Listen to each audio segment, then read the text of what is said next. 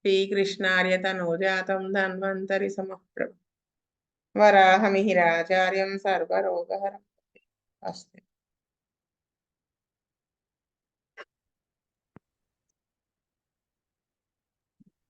వేణుగోపాల్ గారు ఉన్నారా? వాసుదేవండి. చేస్తే చూడండి. Case number 55. A lady aged about 42 years came to our dispensary with the following complaints. 1.5 years ago, she got pain in left heel. It started suddenly after waking up from sleep. It was extended gradually to the left hand in 1 or 2 months. After extending to the hand in few hours gap, pain started in right hand with swelling. At that time, she could not walk. It was painful and there was catching type of pains all over the body. She used allopathic medicines, but no relief. After that, she changed the doctor and she got some relief, but not completely. She could not move hands and legs after waking up from sleep in the morning. She feels catching type of pain all over the body. If she moves slowly, get relief after 10 a.m. Again, pains appear in night in sleep. She was suffering from pain since 2 years. Allopathic doctor diagnosed it has rheumatoid arthritis and gave treatment. She used it there for 3 months, but there was not much relief. She avoided taking potatoes completely. She was taking mutton fish. Doctor advised to take mutton and fish. She was suffering from heaviness of the body, which was aggravated from movement. There was stiffness in the finger. She could not flex fingers easily. Feels heaviness. It was more in winter season. In summer, hot flashes feeling comes from fingers. Along with rheumatic pain, she used to suffer with weakness, reeling sensation extra. 15 years ago, she suffered from severe right-sided headache. Now it was not there. During headache, she used to take Ceradan tablet. After getting rheumatic pains, headache was subsided. 10 years ago, she suffered from indigestion and loose motions. Used allopathic medicines and got relief. Undergone tubectomy operation 10 years ago. She had history of vomitings frequently. At present, she was getting nausea in afternoon. She suffered from chickenpox 16 years back. At the age of 10 years, she suffered from typhoid fever. She had no appetite and had heaviness and fullness of the stomach. Urine was normal. Bowels were regular. Sweat also normal. Because of pain, she had disturbed sleep. Before that, her sleep was sound. She could not tolerate heat. Pains were in both the climates, that was heat and cold. She had 6 children or were healthy. While suffering from joint pain, she was irritable and gets angry easily. Her menses was regular. Dr. Trinadra prescribed Zustax 201 dose on 8th August 1990 and he repeated the dose on 6th September. On 20th September, he came with the complaints of cough since 3 days. Pains again aggravated due to mental and physical strain. It was due to the sickness of the husband. Bujgaru prescribed China 31 dose. On 27 September, he prescribed Brionia 201 dose and repeated the dose on 16th October. On 6th November, he administered another dose of Dostax 200. After this dose, she got relief for 2 days and all pains were aggravated. On 21st November, Bujgar administered Medornum 31 dose. On 27th November, Dr. Anantakrishna prescribed Medornum 201 dose. On 11th December, Bujgaru prescribed Medornum 201 dose. On 11th March 1991, he administered another dose of Medornum 200. She was better with this dose and maintained her and placebo. On 1st April, Bujgaru prescribed Medornum 1 dose. On 17th April, he prescribed Medornum 1 dose. She was much better with this dose. On 13th June, she came with the complaints of cold and cough. Bujgaru prescribed Dalcamera 201 dose. On 30th August, Bujgaru administered Medornum 1 dose. On 11th November, he administered another dose of Medornum 1. She continued medicine for 1 month and she was much better. After that, she stopped taking medicines. Vasudev అండి. చెప్పండి. మురళి ఈమె ఎక్కువగా pains తో బాధపడుతున్నారండి.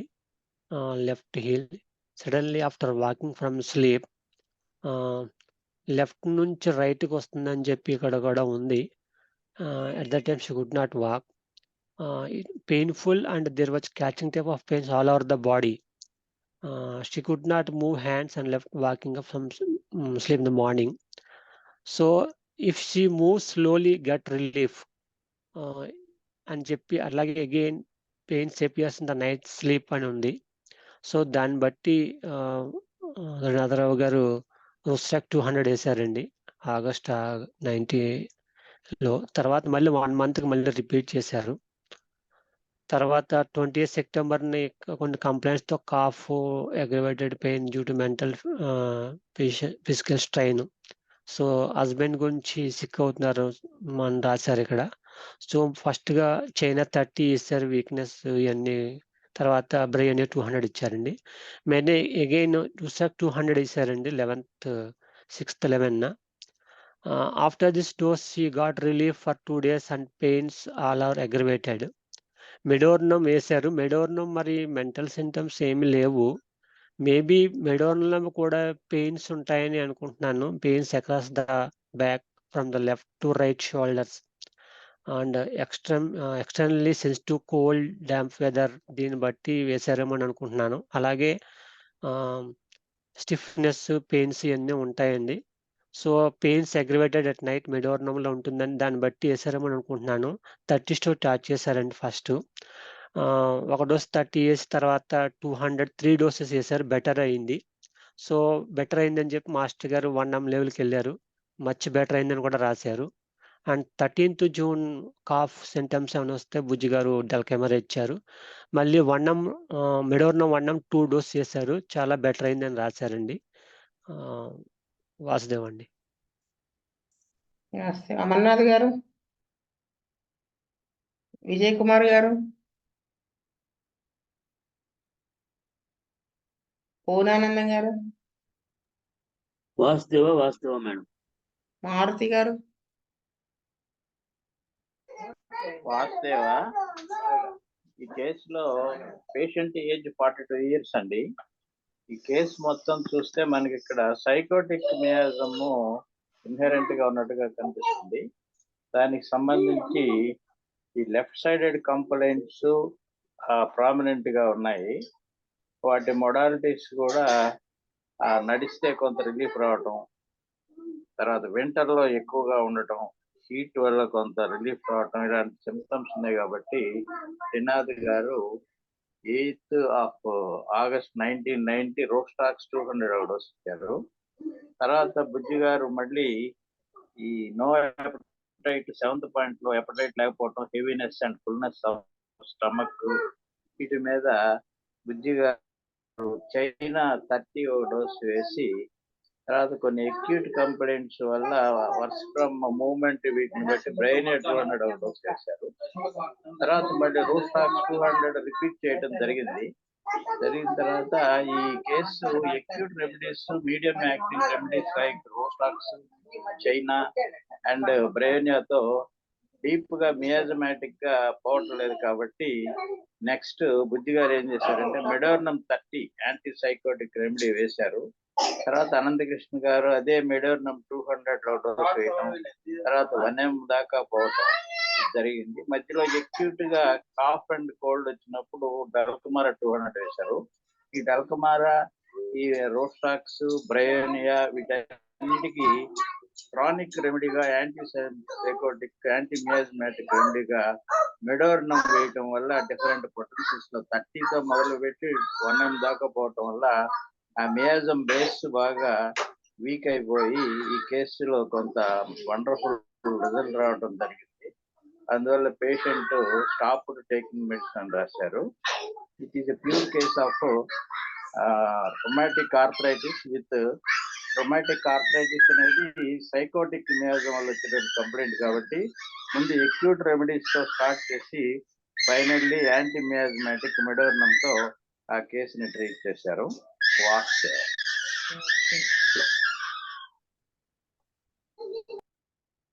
కామేశ్వరరావు గారు, మన్మోహన్ గారు. మారుతి గారు చెప్పేసిన పాయింటే నా వ్యూ. అంటే ఆ రూట్ స్టాక్స్ అవి ఎందుకు వేశారు అనేది. మెడోర్నం అయితే బ్రయోనియా బుజ్జి గారు వేశారు కదా, మాస్టర్ గారా బుజ్జి గారు వేశారు. నీకు ఇక్కడ ఒకటి చెప్తా, చిన్న కేసు. బ్రయోనియా వాళ్ళకి యూజువల్ గా మాట్లాడడం ఇష్టం ఉండదు అని చెప్తారు కదా. మూమెంట్ ఎంత అగ్రవేషన్ అంటే కళ్ళు రెప్పలు కూడా కదల్చడం ఇష్టం ఉండదు. నీకు నొప్పి ఎలా ఉంది అంటే తగ్గిందా అని చెప్పడానికి ఇష్టం ఉండదు. Movement aggravation. ఆ టైంలో చాలా కోపంగా ఉంటారని చెప్పారు కదా.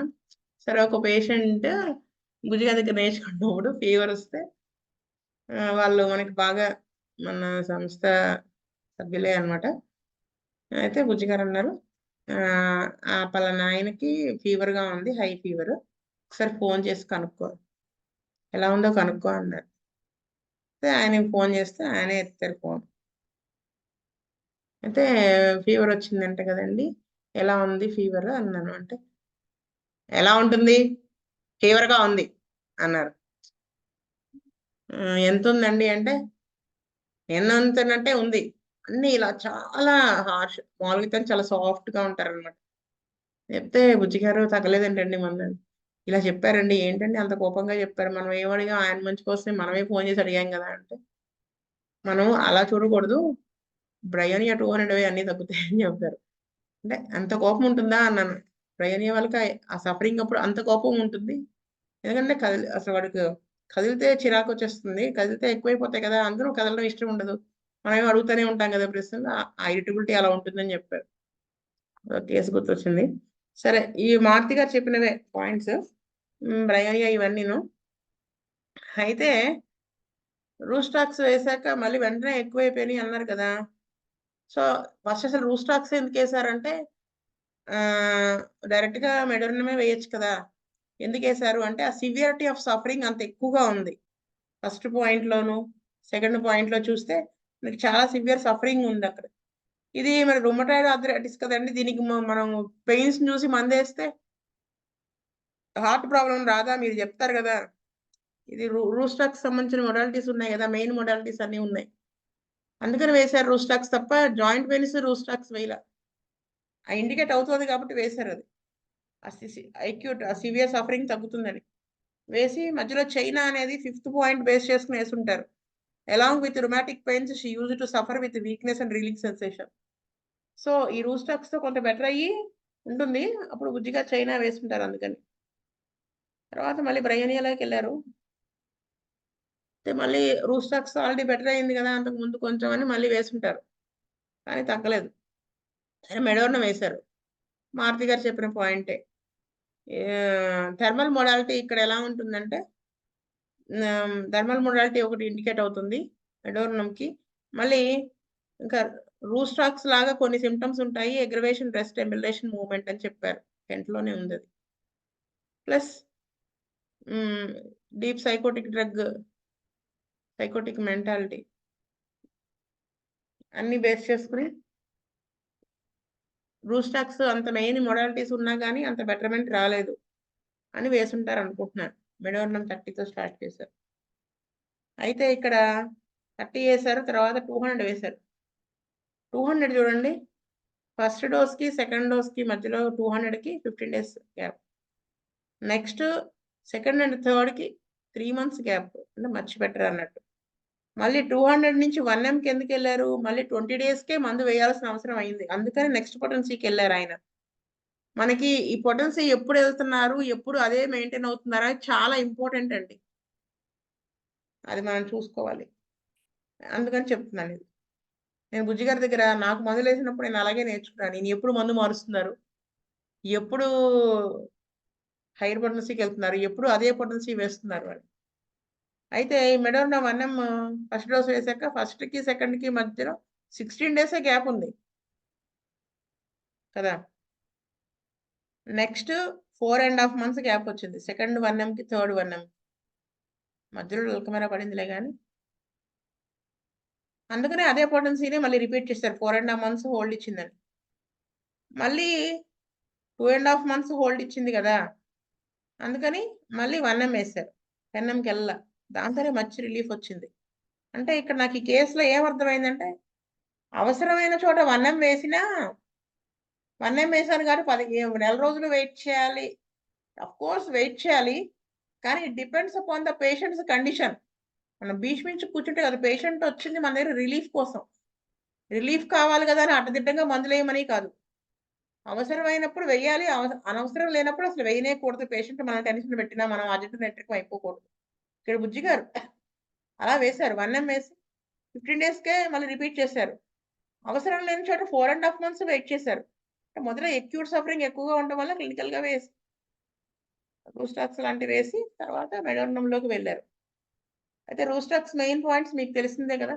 Aggravation, waking up from sleep at morning, catching type of pain, emulation moving slowly plus after 10 AM, aggravation night in sleep అంటే రెస్ట్లో ఉంటారు కాబట్టి. ఇక్కడ మనం అగ్రవేషన్ నైట్ అన్నప్పుడు మనము పేషెంట్ దగ్గర చెక్ చేసుకోవాలి కేస్ షీట్ రాసేటప్పుడు. నైట్ అగ్రవేషన్ అంటే మనకి కొన్ని డ్రగ్స్ వస్తాయి. లెక్సిస్ ఒకటి, చైనా ఆర్సనికాల్, రూస్టాక్స్. లెక్సిస్ వాళ్ళకి నిద్ర పడుతూ ఉన్న నిద్రలో సడన్ గా అగ్రవేట్ అయిపోయి లెగిస్తాడు. ఆర్సనికాల్కి ఆ టైంలోనే లెగిస్తారు. చైనా కూడా టైం ఉంటుంది. రూస్టాక్స్ వాళ్ళు నిద్రపోతుంటే రెస్ట్ ఉంటుంది కాబట్టి రెస్ట్లో అగ్రవేషన్ కాబట్టి అది మనం డిఫరెన్షియేట్ చేసుకోవాలి. నెక్స్ట్ రూస్టాక్స్ ఎందుకు వేసారంటే 4th పాయింట్లో heaviness of the body aggravation, అది కూడా movement aggravation. Aggravation more in winter and in summer hot flushes feeling from the fingers. ఎందుకని వేసుంటారు. అయితే బ్రయోనియా ఏంటంటే బ్రయోనియా మొడాలిటీకి ఆపోజిట్గా ఉన్న 9th point plus causation, physical and mental strain. వాళ్ళ హస్బెండ్ సిక్ అవడం వల్ల ఇప్పుడు ఫిజికల్గా స్ట్రెయిన్ అయి ఉంటుంది, మానసికంగా స్ట్రెయిన్ అయి ఉంటుంది. అందుకని బ్రయోనియా వేశారు కానీ రిలీఫ్ అవ్వలేదని రూస్టాక్స్కి వెళ్ళి ఉంటారని నేను అనుకుంటున్నాను. అదండి నాకు ఈ కేసులో అర్థమైన. మెడోర్నం అయితే 27 years ఏజ్ అప్పుడు అసలు ఇవిడికి అన్ని ప్రాబ్లమ్స్ స్టార్ట్ అయినాయి. మెయిన్ పాయింట్ ఇది మెడోర్నంది. చూడండి, 15 years ago she suffered with severe right sided headache. అది దానికి చాలా మందులు వాడి ఆ తగ్గగానే రొమాటిక్ పెయిన్స్ స్టార్ట్ అయినాయి. ఈ రెండింటికి మధ్యలో డైజెషన్ డిస్టర్బెన్స్ స్టార్ట్ అయింది. అంటే 15 years ago అంటే అప్పుడు ఎంత వయసు అయింది? 27 years అయ్యింది. అంటే నేను అనుకోవటం మ్యారేజ్కి ముందు పాస్ట్ హిస్టరీ ఏం చెప్పలేదు ఇప్పుడు. అక్కడ ఆఫ్టర్ మ్యారేజ్ స్టార్ట్ అయింది. ప్లస్ ఆ రొమాటిక్ ఇన్ఫ్లమేషన్స్, ఆ సెన్సిటివ్నెస్, హీట్, ఇవన్నీ అది కెంట్ రొమాటిక్ సిమ్టమ్స్లో ఈ పాయింట్ ఉంటుంది. సెన్సిటివ్ టు హీట్ ఇది. Next trembling and quivering, growing steadily weaker, అది మనకి 5th పాయింట్లో చెప్పారు కదా. అది ఇవన్నీ బేస్ చేసుకుని మెయిన్ అది ఇవి బేస్ చేసుకుని వేసుంటారు మెడోర్నం. అందుకే 30తో స్టార్ట్ చేశారు ఆయన. అది అమ్మగా ఇంప్రూవ్ బెటర్మెంట్ వచ్చేటప్పుడు 1M దాకా వెళ్ళారని నేను అనుకుంటున్నాను. వాసుదేవ. శీతల్ రెడ్డి గారు. వాసుదేవ్ అండి. రాజశేఖర్. నెక్స్ట్ కేసు చదువుదామా? 10 minutes ఉంది, చిన్న కేసేగా. అయ్యా ఒక నిమిషం, టైం అయిపోతుంది.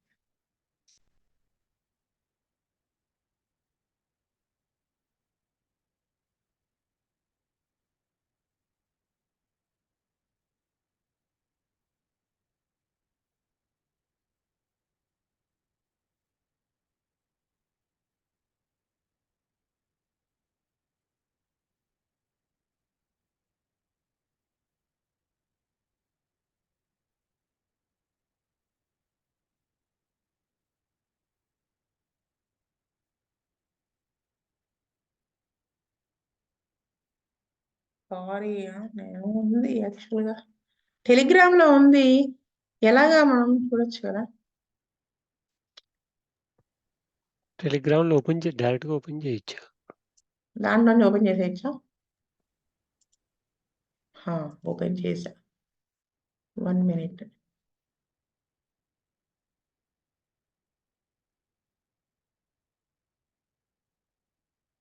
ఏదో పుణ్యకాలం కాస్త అయిపోతుంది.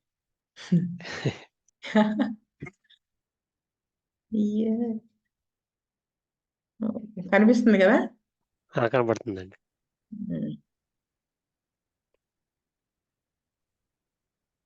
56 వేణుగోపాల్ గారు చదవండి. Case number 56. A lady aged about 22 years came to our dispensary with the following complaints. She was anemic. Her HP was 8 grams. This problem started after delivery. Occasionally she gets backache.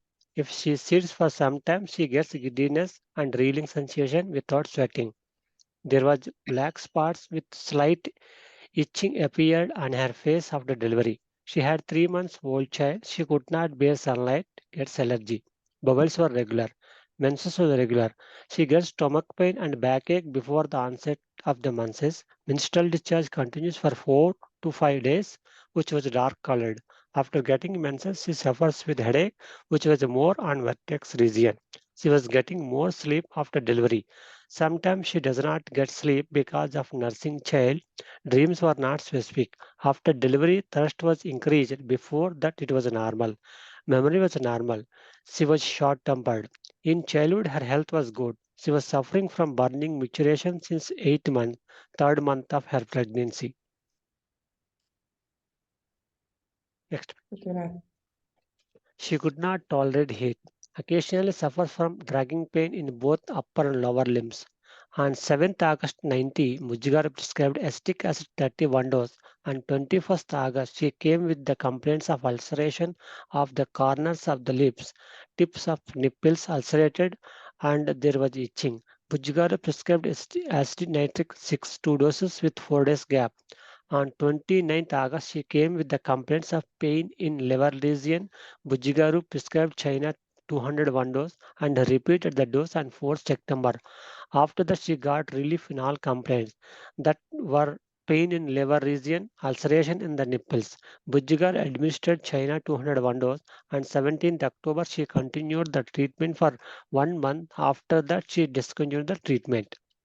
Vasudevandi. So first anaemic గా ఉంది first.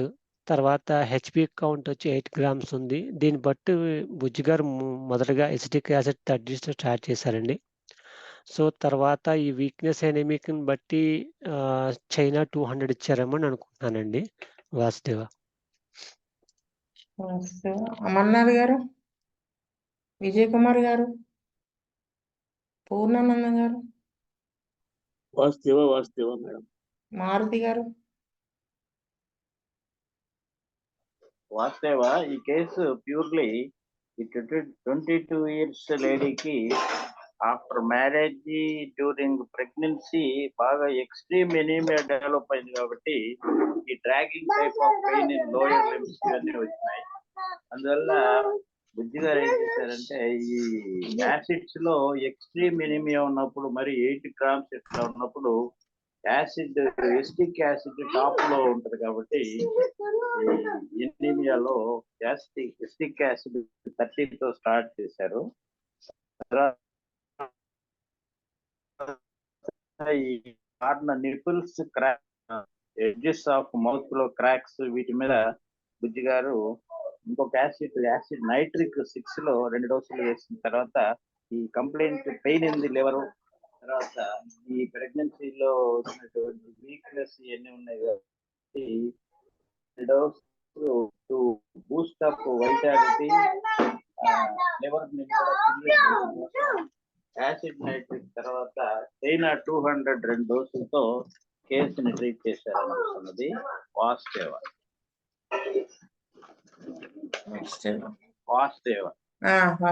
Kameswara Rao గారు,